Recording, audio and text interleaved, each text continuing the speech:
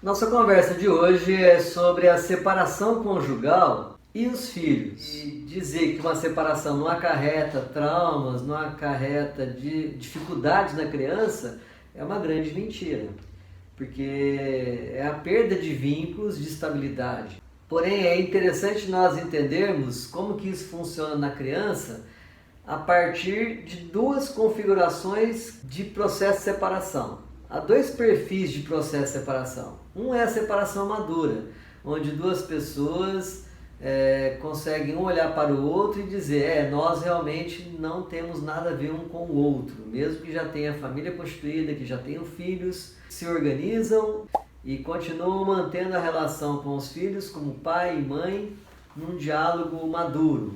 Porém, separação madura acontece em 1% dos casais. 99% dos casais vivem uma separação imatura tocada à crise, motivado por alguma questão financeira, de infidelidade, de agressividade, de perseguição de um ou de outro, de incompatibilidade de gênio.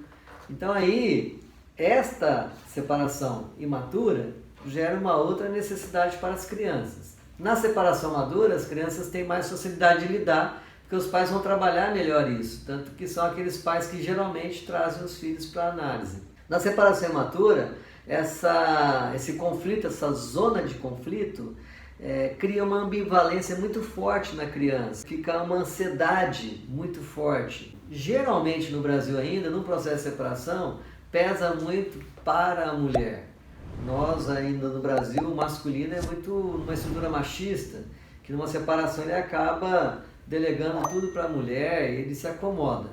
Poucos são os casos que o homem que sofre mais e aí a criança acaba se acoplando mais no pai porque ele é mais vítima desse sofrimento. E aí as mulheres no processo de separação, geralmente com quadros traumáticos de processo de separação, tendem a fazer ataque à pessoa do pai, do ex-marido, mas que é o pai da criança. E também, às vezes, o pai ataca a ex-mulher, que é a mãe das crianças.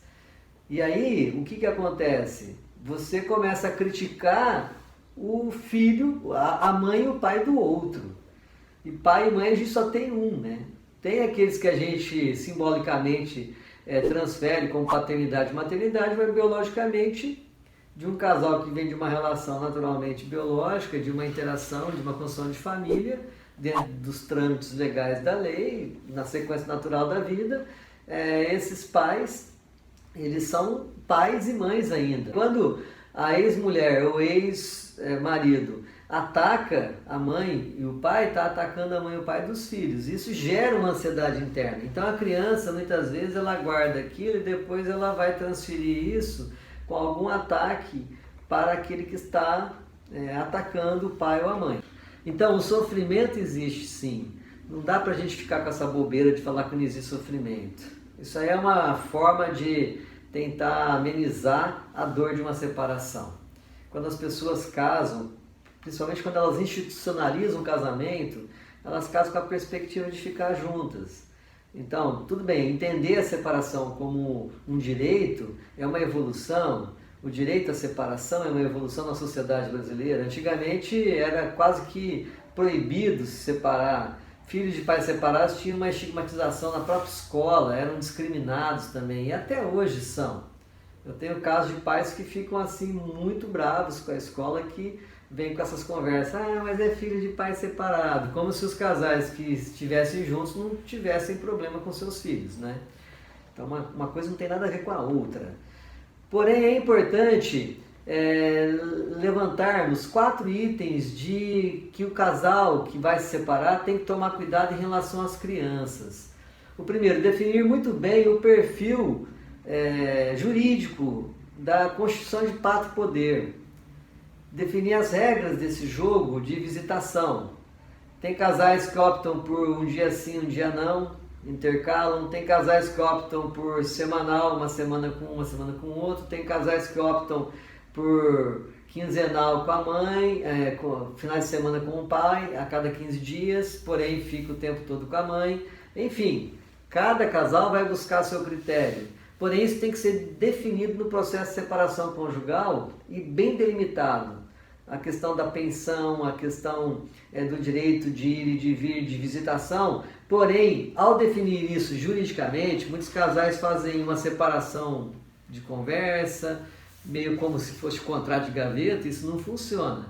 Porque sempre haverá uma situação, principalmente nas situações de separação imatura, que é tocado a conflito, sempre vai haver motivo de alguém, um dos dois, burlar a relação. Se você não tem a continuidade de execução das regras definidas, começa a abrir muitas possibilidades de haver de se interromper esse contrato. Isso é muito importante numa separação, principalmente movida a conflitos e de forma imatura.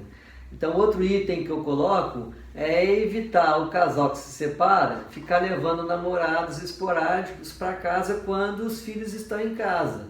Eles já estão sofrendo com a separação dos pais, aí daqui a pouco chega uma terceira pessoa que não tem definição de um vínculo estável, de um relacionamento estável, e aí depois de uma semana vem um, no outro mês vem outro, e isso pode acontecer. Então, não é evitar de ter namorado, de tentar um outro relacionamento, mas é de colocar isso de uma forma mais criteriosa, né? Se eu estou com a criança em casa, recebendo a criança em casa, no meu momento de pato poder ali, de estar com a criança, conforme a regra estipulada, aí eu tenho que poupar essa criança também, né?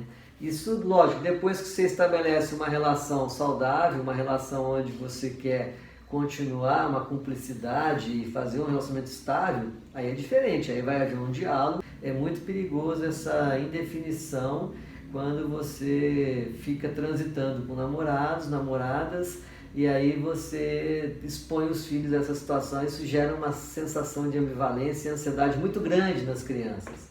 O outro item que eu quero trazer aqui é evitar ataques mútuos. Eu já tinha falado, mas é o máximo possível sempre ressaltar o aspecto positivo daquele pai e daquela mãe. Mesmo que aquele pai seja uma porqueira, um cara super agressivo, mesmo que aquela mulher não tenha nenhum caráter, não tem problema. Tem que sempre ressaltar os aspectos e as qualidades positivas, porque é o pai e a mãe da criança. Porque a verdade sobre os fatos, a própria criança, com o evoluir da vida, ela vai tirar por si mesma. E isso que é importante. Se ela tira essas conclusões por si mesma, é com ela. Ela que vai saber aprender a lidar com o pai e a mãe que tem. E não por interferência de terceiros, que no caso, terceiros passa a ser o próprio pai e a mãe atacando o outro. Também tomar cuidado na adolescência, viu, gente? O adolescente, ele gosta um pouco de se aproveitar da cena da separação dos pais para tirar vantagens de um e do outro. Por exemplo, o sujeito quer sair e ficar a madrugada toda na rua, e beber, dirigir carro, sem ter carteira. Aí ele se aproveita quando está com a mãe, se aproveita quando está com o pai, e aí ele fica jogando, né? Então, essas regras de limites na adolescência, de regras da adolescência, tem que ser minimamente conversado com os pais, porque senão fica um leve trás e eles se apoderam disso e tiram proveito até na questão financeira.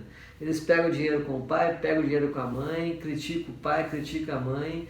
E esses ataques mútuos, quando a separação acontece na adolescência, aí com o adolescente nada de braçada, porque ele pega as incoerências do pai, ele pega as incoerências da mãe e começa a usar isso como arma de proteção para a sua própria liberdade. E o risco é muito grande depois dele perder controle sobre hábitos noturnos, sobre drogas, sobre álcool e perda até de referenciais de estudo. Lembrando sempre que os filhos é para sempre no sentido educacional, até que eles precisem que para sempre sejam educados, né? Sempre o que eu digo assim, até chegar à idade adulta. Então não dá para os pais que se separam deixar de falar sobre a educação de filhos. Então minimamente as pessoas têm que ter a capacidade de dialogar sobre a educação dos filhos, porque os filhos continuam deles. E para terminar, lembrando que o conceito que se usa muito, né? Por exemplo, os pais se separam, aí o menino começa a chamar a namorada do pai dele de madrasta. Aí a mãe começa a namorar, começa o menino chamar o namorado da mãe de padrasto. Sempre que eu pego assim jovens, crianças que vêm para a clínica chamando o namorado da mãe, o namorado do pai de padrasto ou madrasta, eu falo, mas teu pai morreu? Aí eles levam um susto. Por quê? Porque o padrasto, madrasta é conceito para quando o pai morreu e para quando a mãe morreu. Que aí aquele que a mãe adquire relação conjugal ou que o pai adquire relação conjugal passa a fazer o papel de madrasta ou de padrasto. Então, quando uma criança chama o namorado da mãe de padrasto, ele está matando o pai. E isso é muito perigoso, porque é um conceito. Então, eu tento desfazer também esse conceito e oriento os pais. Então, é o namorado da mãe, é o namorado do pai. Não tem nada de paternidade e maternidade. E quando também este casal que se separa arruma um outro casamento e vai morar na casa junto com o filho dessa relação que se separou, é importante saber que quem está chegando agregado não é pai, não é mãe dessa criança e nem desse adolescente.